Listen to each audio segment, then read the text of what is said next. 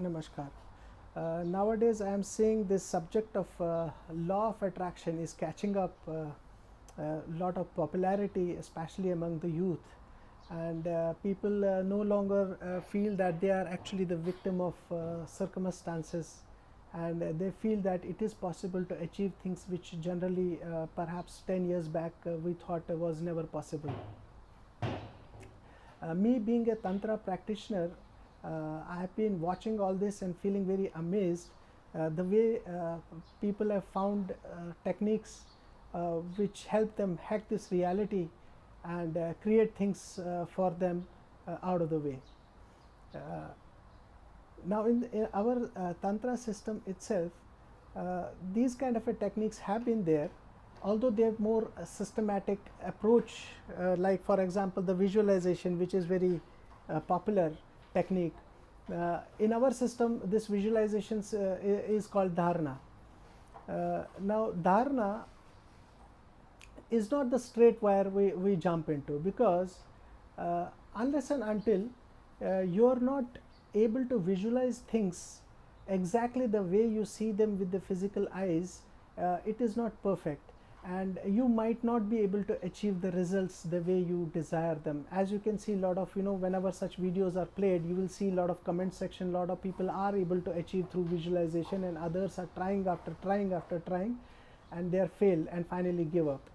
uh, that is because if your visualization is not perfect, I mean, let's say, be example, like if I ask you to visualize a rose with your closed eyes in your third mind's eye, are you able to see the depth, the texture, the color exactly the same? In fact, perhaps even the fragrance exactly the same way you would have done, with your, when you are actually see a rose with your eyes.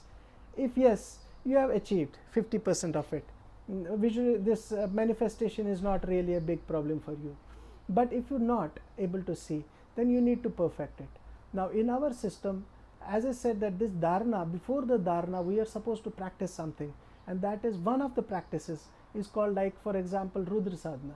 Rudra Sadhana is that we are trying to control our third eye or the mind in order to focus or visualize things and bring them into order, into some structure, which once perfected, sadhana means perfection, once perfected, then we move on to this dharana, or the visualization part of this process.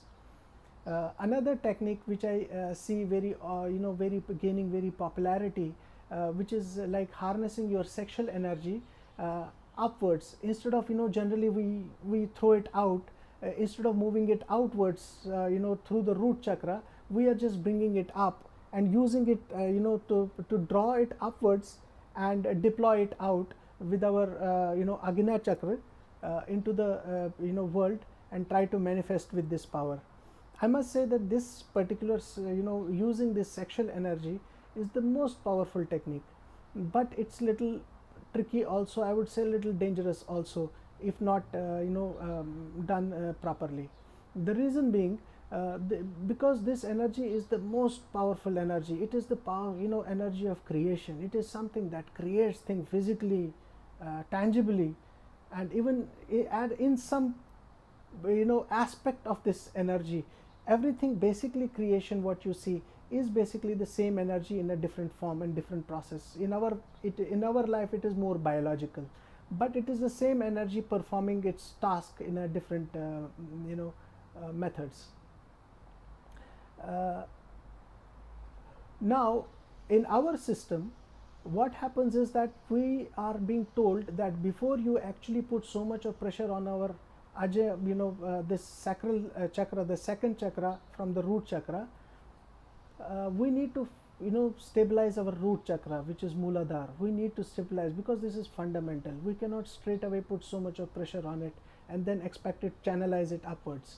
And then to channelize it properly, also there are some practices we need to do, like for example Ashwini Mudra, wherein we squeeze our bottom part continuously for many days, so that we are able to channelize actually this energy upwards and not distribute it in different directions and waste it out. uh, Now the important question is, what is actually Tantra? Tantra is a Sanskrit word which means a web. Web of what? Web of expansion of this creation. Now this web has many planes. One of the planes that we are living in the physical universe is vibrating at some particular frequency, and the other one, the emotional, the mental, hyperspace, or the other worlds, higher dimensions, they all are vibrating in their own on vibrations. Now what Tantra does is it helps us recognize these different vibrations which helps us basically tune ourselves. What it does is, whatever you want to achieve from this physical world, it is necessary that you tune into that particular vibration, so that you bring it, you somehow integrate this vibration into your own system, own pranic system, and then deploy it. Now Tantra, I give you an example over here. Let's say you are a student and you want to excel in your academics. You might be in the path of research or a PhD or whatever. Now there is a sound or the mantra which is in Tantra we associated with the wisdom or the intellect, and that sound is Am. I will just chant this word mantra, then we will see how it actually helps us. Now the mantra goes as such.